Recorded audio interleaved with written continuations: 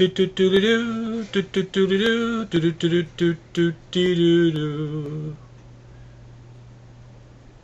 ask. Hi there, this is Hello Rodney. Thanks for clicking on my video. I got a question here from one of my subscribers. His name is Hey Dude Yeah, HeyDudeyeah.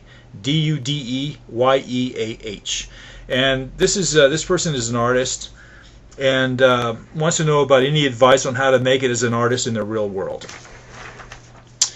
Well, I can tell you how not to make it, but we will chat about this and just see what happens. There was this other video that was out that was asking about what artists do for inspiration if they're, on this long extended period of inspiration and they get tired and they quit or whatever.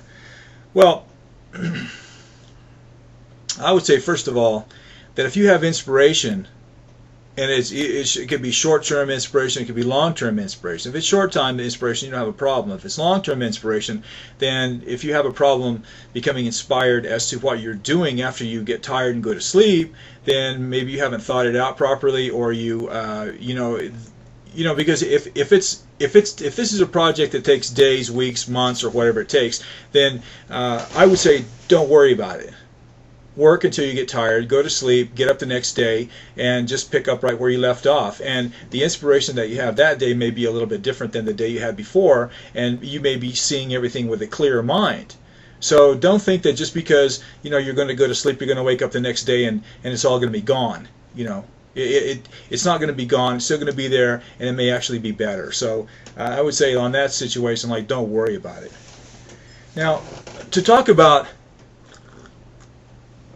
this situation with how to make it as an artist.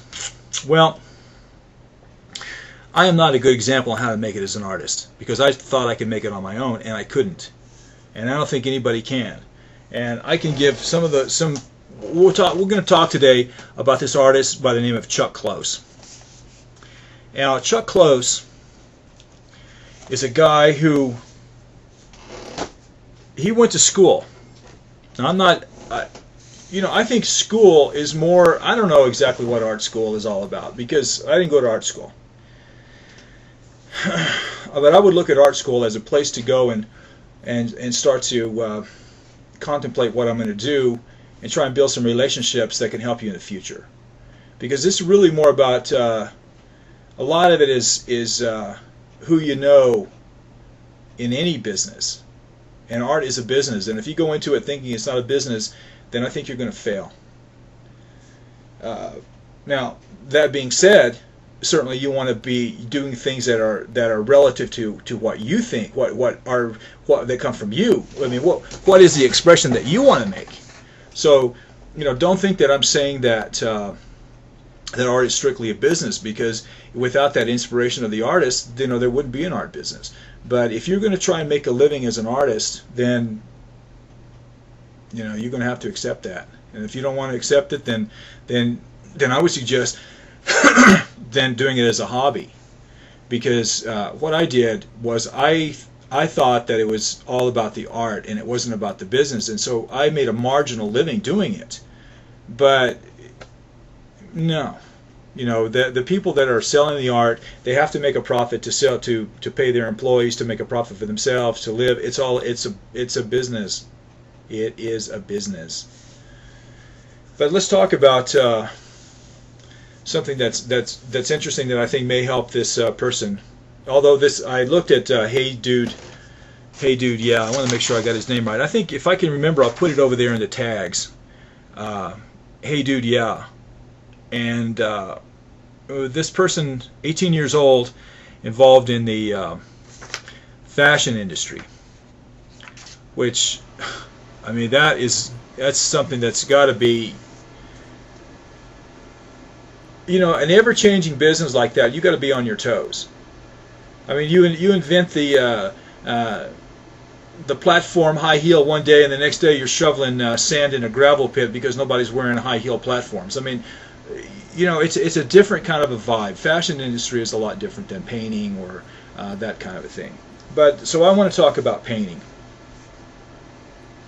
And also, I want to talk about my new channel, Hello Rodney Art. Now, my channel right now that you're watching, Hello Rodney, has got all the stuff that I do. And so what I'm going to do is I'm going to start branching out and doing more art things, because I'm an artist. That's what I want to do. So I want to have a Hello Rodney art channel. So this video that you're watching now will probably be posted as a video response to some other short video that I do at Hello Rodney Art. So for those of you that are interested, you might want to subscribe to Hello Rodney Art, and that channel is up there now. So if anybody wants to subscribe, that's great, because I don't know what's going to go on over there, except eventually I will get this camera that I've been talking about for like freaking weeks, although I just can't pull the trigger on this because I don't want to buy the wrong one. So rather than buying the wrong one, I'm in this state of perpetual limbo about which one to get. But let's talk about an artist that I think is, I can't say he's the finest American artist living today, but he is, he's a different type of artist. He's an artist from the 60s. His name is Chuck Close. Now, Chuck Close, I want to read you a quote out of this book I have. And I strongly recommend the people who like Chuck Close to buy this book. A friend of mine sent me this book. Give him a little PR. This guy right here, that guy right there, a patron of mine at the time, sent me this book, bought this book for me. Let me get to that quote. I'm not in the business of reinventing the wheel. I'm dyslexic. I have to stay on track. Now, that is one of the big problems that I had, staying on track. Actually, one of the big problems I had was finding out what track I wanted to be on. Now, this guy right here, and hopefully some of the pictures that I did in the front are going to be fine. This is a portrait he did of a friend of his, and this thing is 72 by 60. I think that's what it says, 72 by 60. He makes big paintings. He makes some larger than this, like 10 feet by, big paintings. This guy makes big paintings. So anyway, I think it was back in the 60s. He was doing this. He was doing a sort of a what was that guy's name? The guy in oh God, what was his name? A guy in Long Island, New York. He was doing these abstract expressionist paintings. And William de Kooning, he was doing abstract expressionist paintings. And de Kooning was the big painter at that period. And anyway, this guy Chuck Close was doing these abstract paintings. And I think basically what happened is he realized, of course, this, you need to do your own research. Anything I say, do your own research, find out for yourself. Take everything I say with a grain of salt, because I'm giving you impressions, not necessarily everything that's 100% totally accurate on this. So I'm just trying to do that. But I think what happened with him is he got a little bit, I'm not sure if he got tired of doing abstract expressionism or he realized that this is not going to go anywhere, but this guy started to do these big paintings of people's faces. Super realistic, which is a total takeoff from total diversion from abstract expressionism. And he started doing these big giant paintings, and he hasn't stopped doing them since. He's been doing them since the 60s, and I mean this is probably close to 40 years or in that neighborhood of these big. He did smaller ones also, but his basic shtick when you think of Chuck Close are these large paintings of the face. So I think that one of the things that an artist today, if you have a vision, if you have a belief in what you do, and you can stay focused on that. Now, you take for example, say for example that your focus is, oh, I don't know. Well, this guy, I can't remember it. I mean, I saw it 2 seconds ago. Hey dude, yeah. Now, he's in the fashion business. So let's say, for example, his thing is in the fashion business. his thing are women's high heel shoes, or women's shoes in general. So let's say, for example, that you are a painter and that your interests are women's high heel shoes. Okay, so, and you want to make these large paintings of women's high heel shoes. Now, if you can remain focused on that for your entire career, to where you said, let's say, for example, you can make one painting a month, let's say. So you can make 12 paintings a year. If you can figure out, if you can remain focused on just painting the woman's shoe, and you pay 12 paintings a year, and you find yourself a dealer, because you know this is going to be a very specialized kind of thing, and you find yourself a dealer, and you tell them your vision, and if you can convince them of your vision, or maybe like 2 or 3 years down the road, you've done 36 shoes, these large paintings, this is your thing, you're totally dedicated to your vision of painting the woman's shoe, you find 12 collectors a year, you can make a living. And so if you have 12 collectors the first year, then that's great. And then the next year, if you have 12 more, then what happens is that the collectors from the first year say, well, you know, we have this beautiful shoe that he did, and we want this other shoe that this person has, that this artist has done. But there are also 12 people looking at 12 collectors that want that. So you can start to create then you get yourself into what is known as business, which is supply and demand. So you are the supply end of this thing. So there you are, making your 12 shoes, 12 high heel shoes per year. That's your stick. You're making them 6 feet by 6 feet paintings. They take you a month to do each one of them. You make 12 a year. So if you can remain focused on this and not become bored out of your head, which would be a problem for me, but if you can be like Chuck Close and be focused in on something so laser pointed on a particular subject, then you don't have to have a tremendous number of collectors in order to make a living, because you're focused in on this one shtick. And if you have a dealer that can promote you, and if you have a dealer that can say, well, this artist produces 12 pieces a year, and this dealer can develop 120 collectors that want to buy your work, then you have 10 times as many collectors vying for your 12 pieces. So now you have a supply-demand ratio, or whatever you want to call it, that is skewed in your favor. Because the first shoe that you sold it for like $300. The first 12, say you sold them for $300 each. Well, when you get to a point where you have 120 people bidding for 12 objects, then depending on obviously the amount of money that each of these people have, which is also relevant to the dealers that are representing your work.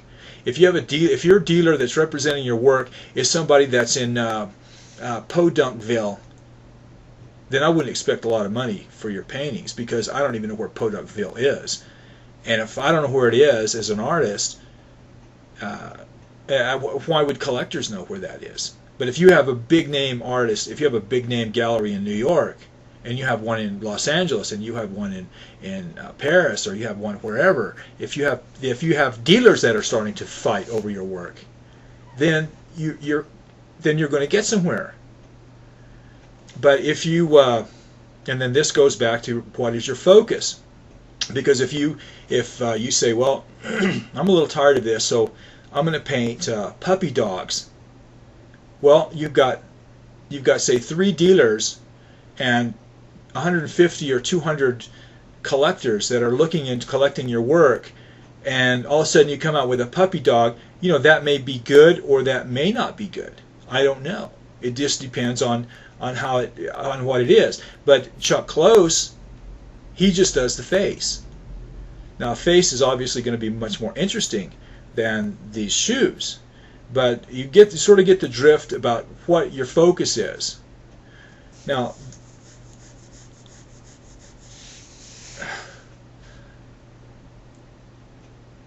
there's a lot of artists out there. There was this one artist, his name is, he's dead now, R.C. Gorman. And this guy started painting these and his shtick, he was in the Southwest, and his shtick was doing these Navajo or Indian sort of pictures of women sitting down, holding a bowl of chili or holding a bowl or something, and he's actually an accomplished drawer. But he started doing these things, and he started just, I mean, he beat this freaking horse. He was on a horse with a regular saddle selling these things, and by the time he finished, he was sitting on a golden saddle, totally covered in diamonds, on the ground, whipping a horse that wasn't even there. It was just totally disintegrated. But because he had built up such a huge base of collectors, a huge base of people that wanted to sell his work, he was locked in to the continuance of this sort of a thing that he was doing. So, you know, it just depends on what you want to do. If I had it to do over again, I would do a subject, probably something like Chuck Close, maybe even the face, or maybe use some sort of a different type of thing, but something that. See, the problem with a person, with artists, is unless you are maniacal in your focus, you get bored. I mean, Chuck Close has been doing these faces, and he did paintings, and he did them with all different kinds of mediums and media, all kinds of different things. I still would have probably gotten a little bored, but whatever. So anyway, I don't know if that helped out anybody or not, but the channel is Hello Rodney Art channel, and like I say, this video is going to be a video response to some sort of an introduction over at Hello Rodney Art, and I hope that Hey Dude Yeah enjoyed this. I did this response for him, and also a little bit about something on that inspiration that I heard Paper Lily's talking about. Somebody that was a video response to somebody that she was doing a video response to. So anyway, if you've got any questions on this kind of thing, just send me an email and we'll see what we can do. And Hello Rodney Art is going to be where I start to talk about my work. And well, we'll answer all kinds of questions or whatever, and not that I'm some sort of an expert, because I'm not. I'm an expert on a lot of things, on what not to do. As far as being an expert on what to do, you might need to get somebody else. This is Hello Rodney. Thanks for watching, and bye bye.